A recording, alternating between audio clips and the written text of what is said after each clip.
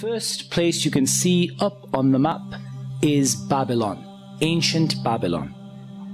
And you can see here a picture of some of the ancient Babylonian relics. And Babylon is, of course, a particular area that is mentioned in the Bible and is mentioned in the Quran.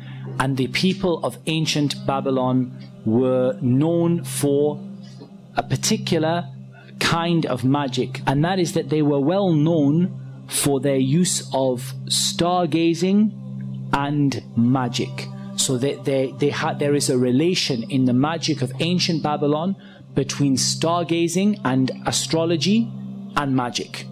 And they used to worship the 7 stars of Babylon, the 7 stars. They used to seek nearness to their gods through 3 things, particularly through the use of incense, the use of knots, and the use of sacrifice to other than Allah. Now we come to Egypt. And as you can see there, we have a picture of Egypt, and we have some Egyptian hieroglyphics. The Egyptians were well known for using in their magic hieroglyphics, symbolism, and magical words. They have many manuscripts and scrolls that are written in hieroglyphics depicting the carrying out of magic. There was a particular place where they were known for the magic that they did, and you all know the story of Fir'aun and the magicians and how that came about. So this is indicating the ancient magic that took place in Egypt. Now we come to Persia. These were a people in ancient times who worshipped Allah alone. Their great military commander Rustum was one of the people who first introduced stargazing and astrology to the people of ancient Persia. What about magic in Islam? Magic in Islam is represented by letters, numbers, symbols, and signs that relate to the zodiac. They added to the ancient magic of Egypt, Babylon, and Persia, they added disgracing the Quran and attacking the Quran. So I want to explain to you magic in the light of an ayah in the Quran. And that ayah in the Quran is the 102nd ayah in Surah Al-Baqarah. And Allah subhanahu wa ta'ala says, and they followed instead what the devils had recited during the reign of Sulaiman. It was not Sulaiman who disbelieved, but the devils disbelieved, teaching people magic, and that which was revealed to the 2 angels at Babylon, Harut and Marut. But the 2 angels do not teach anyone unless they say we are a trial, so do not disbelieve by practicing magic. And yet they learn from them that by which they cause separation between a man and his wife, but they do not harm anyone through it except by the permission of Allah. And they learn what harms them and does not benefit them.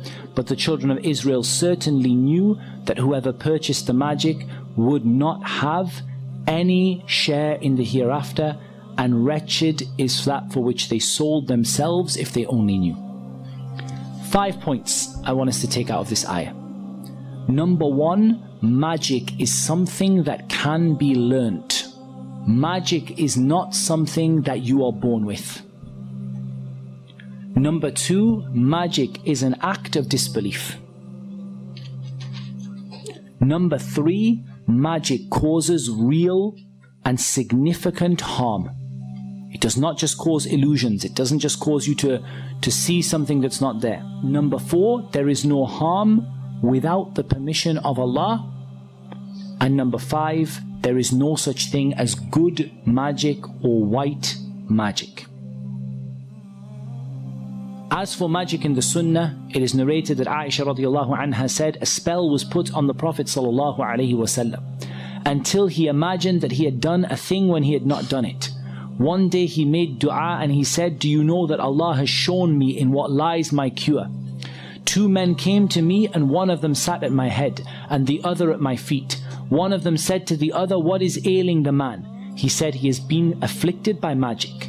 The other said, who have bewitched him? He said, Labid ibn al-A'sam. He said, with what did he perform the magic?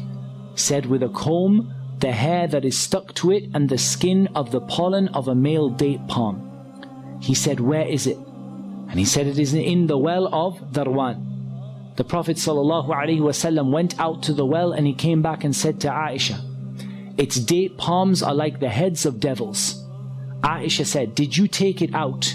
He said, no, Allah has healed me and I feared that it might bring evil upon the people, and then the well was filled in. What is the nature of the magician? The nature of the magician is that a person cannot become a magician until they reach the highest forms of disbelief from which there is rarely any return. The shaitan lures them with promises of riches and fame, begins by asking very little.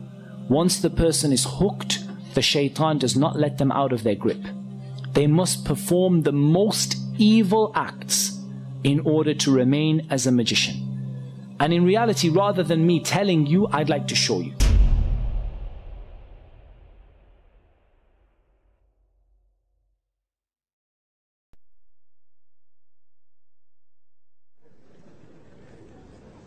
Saya ikut salah satu bela diri. Di situ kita belajar mengolah tenaga dalam, sehingga kita bisa belajar mengenal benda dengan energi tenaga dalam yang ada. Misal bisa membaca dengan mata tertutup. Apakah itu tersebut ilmu sihir? Sihir ini. Bagaimana bisa membaca dan tutup mata? Hah? Di luar alam manusia. Bagaimana caranya tutup mata baca? Coba tangkap secara akal. Enggak mungkin. Hah? Dan teman-teman sekalian, semua ilmu tenaga dalam bagian dari sihir.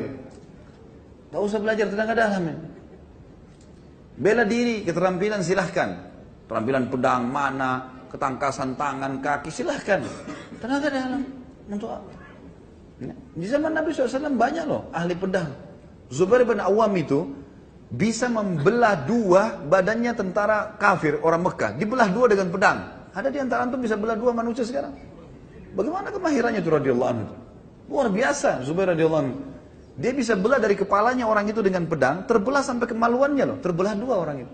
Saya pernah jelasin di kisah sahabat kan, kisah Zubair bin Awam itu waktu tablik akbar. Bagaimana itu teman-teman sekalian? Bagaimana Ali bin Abi Thalib bisa menebas juga orang kafir dari bawah, dari kemaluan ditarik ke atas sampai ke dekat hidungnya terbelah, gitu kan? Itu luar biasa mereka. Itu luar biasa. Ada keterampilan-keterampilan yang luar biasa dikuasai sahabat. Itu enggak ada. Tapi memang keterampilan, ketangkasan yang dia latih itu lain. Dan tidak di zaman dulu dan zaman sekarang sama sebenarnya. Kalau memang itu ilmu tenaga dalam dibolehkan, sudah dipakai oleh Nabi SAW, enak tuh. Dari jauh terlempar. Luar biasa. Untuk apa pakai pedang lagi? Hah? Sahabat pakai pedang, tangkis, serang, berdarah, Rasulullah SAW berdarah. Permainan syaitan. Ya. Harus ditinggalkan teman-teman sekalian. Lagian kalau pakai tenaga dalam sudah nggak jantan itu nanti ya. Hadapin, datang gitu kan, lihatkan ketangkasan. Jangan tersinggung ya. Jangan tersinggung. Tapi kalau tersinggung juga apa boleh buat?